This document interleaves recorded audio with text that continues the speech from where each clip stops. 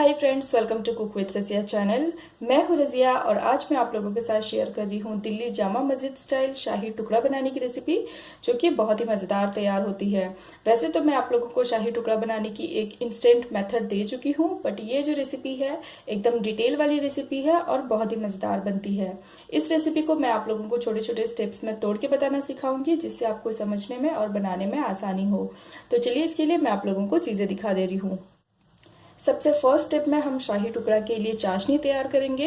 इसके लिए मैंने यहाँ पे लिया है 4 कप शुगर, 3 कप पानी, 1 pinch orange red food colour और 2 पिंच हमें चाहिए होगा फिटकिरी का पाउडर। फिटकिरी की क्वांटिटी आप थोड़ा सा सोच समझ के एकदम परफेक्ट क्वांटिटी में लें। अगर आपका फिटकिरी ज़्यादा हो जाएगा तो आपका शाही टुकड़ा एकदम खराब हो जाएगा। सो जस्ट आपको इसे 2 पिंच ही लेना है। अब हम एक बड़ा सा खुला हुआ बर्तन लेंगे, इसमें हम डालेंगे शुगर, साथ ही हम इसमें डालेंगे पानी। अब हम इसे बॉईल होने के लिए गैस पे रख देंगे। अब मैंने चाशनी को तकरीबन 15 मिनट तक मीडियम फ्लेम में कुक किया है।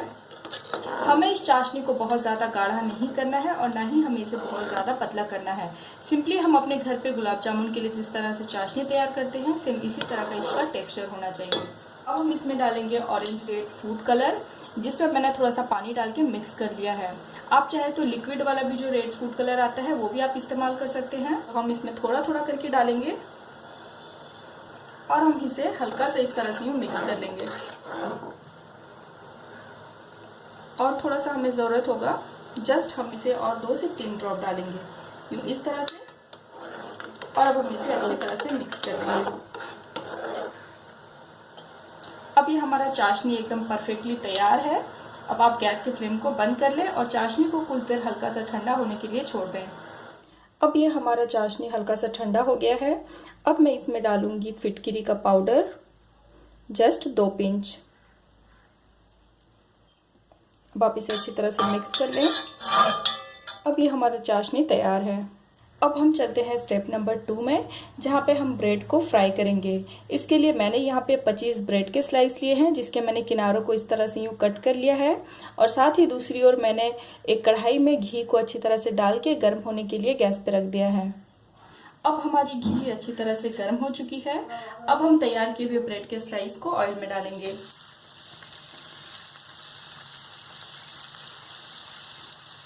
और अब हम इसे दोनों ओर से गोल्डन ब्राउन होने तक फ्राई करेंगे। मेक श्योर करिएगा कि आपकी फ्लेम मीडियम होनी चाहिए। अगर आप अपने फ्लेम को लो में रखते हैं तो फिर आपके ब्रेड जो है बहुत ज़्यादा ऑयल सोक करेंगे, इसलिए आप इसे मीडियम टू हाई फ्लेम के बीच में ही रख के फ्राई करें। तो आप देख सकते हैं अब ये हमारा ब्रेड दोनों ओर से अच्छी तरह से गोल्डन ब्राउन हो चुका है। अब आप इसे ऑयल से बाहर निकाल लें और साथ ही फ्राई किए हुए इस गर्मा गर्म ब्रेड के स्लाइस को चाशनी में डालें। इसे सेम इसी तरह से चाशनी में तकरीबन 2 से 3 मिनट तक डूबे रहने देंगे।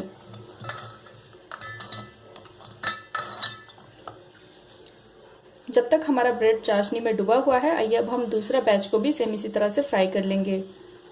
अब आप देख सकते हैं अब ये हमारा दूसरा बैच का जो ब्रेड के स्लाइसेस हैं वो भी सारे फ्राई हो चुके हैं। इन्हें भी हम ऑयल से बाहर निकालेंगे।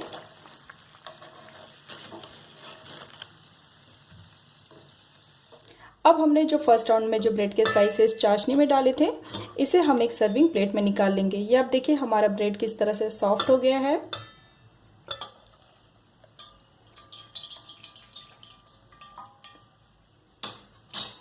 इसे अब हम एक सर्विंग प्लेट में निकाल लेंगे।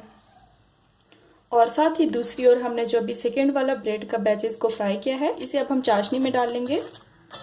अब हम सेम इसी तरह से इसे 2 से 3 मिनट तक चाशनी में डूबे रहने देंगे। इसी तरह से आप सारे ब्रेड के स्लाइसेस को फ्राई कर लें और चाशनी में डाल के इस तरह से तैयार कर लें। अब आप देख सकते हैं अब मैं सारे ब्रेड के स्लाइसेस को फ्राई कर ली हूँ और साथ ही ब्रेड को चाशनी में अच्छी तरह से सोक करके इसे मैंने एक प्लेट में इस तरह से यूँ अरेंज कर ली हूँ। और साइड साइड में जो थोड़े थोड़े जगह खाली बचे हुए थे उसमें मैंने छोटे छोटे ब्रेड के स्लाइसेस और उनके टुकड़े डाल के इस तरह से मैंने चारों ओर से अच्छी तरह से सेट कर लिया है। अब हम चलते हैं स्टेप नंबर 3 में। इस स्टेप में हम शाही टुकड़ा के लिए एक बहुत ही मोटी सी क्रीमी लेयर तैयार करेंगे। इसके लिए हमें चाहिए 200 ग्राम मावा और खोया, 5 टेबलस्पून मैं यहाँ पे इस्तेमाल कर रही हूँ कॉर्नफ्लावर, इसे हम अरारोट भी कहते हैं। साथ ही मैंने यहाँ पे आधी कप से थोड़ा सा ज्यादा पानी लिया है। साथ ही मैंने 1 लीटर दूध लिया है जिसे मैंने ऑलरेडी गैस पे बॉईल होने के लिए रख दिया है। और साथ ही मैंने इस दूध को तकरीबन 20 से 30% बीच बीच में चलाते हुआ सुखा लिया है। अब हम इस अरारोट यानी कि कॉर्नफ्लावर में डालेंगे पानी। पानी डाल के आप इसे अच्छी तरह से मिक्स कर ले ताकि इसके अंदर कोई भी लम्स ना रहे। एकदम इसका हमें स्मूथ बैटर तैयार करना है।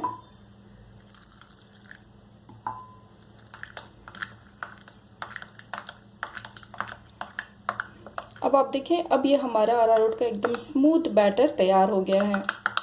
और अब दूसरी तरफ इस उबलते हुए दूध में हम डालेंगे मावा और खोया। एक साथ में आप सारा ना डालें, थोड़ा थोड़ा करके इसमें ऐड करें और आप इसे मिक्स करते जाएं। मेक श्योर करिएगा कि इसके अंदर किसी भी तरह का कोई भी लम्स नहीं बनना चाहिए। एक चीज का ख्याल रखें कि आप जो मावा इस्तेमाल कर रहे होते हैं वो आपका एकदम फ्रेश होना चाहिए। मावा के अंदर हल्का सा भी अगर खट्टापन होगा तो आपका दूध फट जाएगा। सो इस चीज का आप जरूर ख्याल रखें।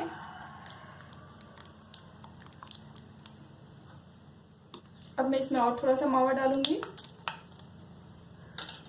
और सेम इसी तरह से मैं इसे दूध में चलाते रहूंगी। मावा डालने के बाद मैं इसे तकरीबन 3 से 4 मिनट तक कुक कर ली हूँ। अब हम इसमें डालेंगे कॉर्नफ्लावर। कॉर्नफ्लावर डालने के बाद आप इसे कंटिन्यू इस तरह से चलाते रहें। एक साथ में आप सारा ना डालें, थोड़ा थोड़ा करके ऐड करें। मेक श्योर करिएगा कि आपकी फ्लेम उस टाइम पे थोड़ी सी हाई होनी चाहिए। कॉर्नफ्लावर डालने के बाद हम इसे कंटिन्यू चलाते हुए तकरीबन 5 से 7 मिनट तक कुक करेंगे, जब तक कि ये एकदम गाढ़ी, एकदम क्रीमी सी हो जाए और साथ ही कॉर्नफ्लावर की जो कच्ची स्मेल होती है वो भी साथ में रिमूव हो जाए। सो आप इसे यूं कंटिन्यू चलाते रहें। अब तकरीबन 5 से 7 मिनट कुक कर लेने के बाद अब ये हमारा बैटर एकदम क्रीमी सा हो गया है। अब आप गैस के फ्लेम को बंद करें और आप इसे कंटिन्यू चलाते हुआ ब्रेड के ऊपर डाल लें। अब आप देखिए, अब मैंने तैयार किए हुए दूध के मिक्सचर को ब्रेड के ऊपर इस तरह से यूं फैला ली हूँ। और साथ ही अब हम चलते हैं फाइनल स्टेप में, जहाँ पे हम इस प्लेट की गार्निशिंग करेंगे। इसके लिए मैं यहाँ पे 3 अलग अलग कलर की टूटी फ्रूटी ली हूँ। इसे हम इस तरह से यूं ऊपर डाल लेंगे। साथ ही मैं इसके ऊपर डालूंगी फाइनली चॉप किए हुए पिस्ते बादाम और बादाम। एकदम मैंने इन सबको बारीक चॉप किया है। अब हम तैयार किए हुए इस प्लेट को तकरीबन 1 घंटे के लिए रेफ्रिजरेटर में सेट होने के लिए छोड़ देंगे। अब तकरीबन 1 से 1.5 घंटे बाद अब मैंने रेफ्रिजरेटर से इस प्लेट को निकाल लिया है और साथ ही इंडक्शन के ऊपर इसे मैंने जस्ट 20 से 30 सेकंड के लिए रख दिया है। इससे ये होता है कि इसकी जो नीचे की बेस है वो हल्की सी लूज होने लगती है। अब मैं इसमें डालूंगी प्योर देसी घी। इससे ये होता है कि इसकी ऊपर की चमक बढ़ने लगती है और साथ ही बहुत ही अच्छी खुशबू आने लगती है। सो जस्ट अब मैं इसमें तकरीबन 1 से 1.5 चम्मच इतना देसी घी डाल लूंगी।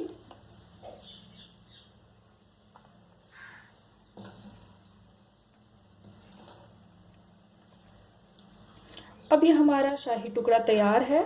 अब आप इसे पीसेस में कट करके सर्व करें।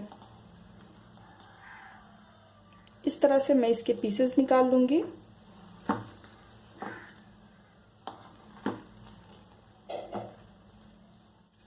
अब हम इसे इस तरह से यूं एक प्लेट में सर्व करने के लिए निकाल लेंगे।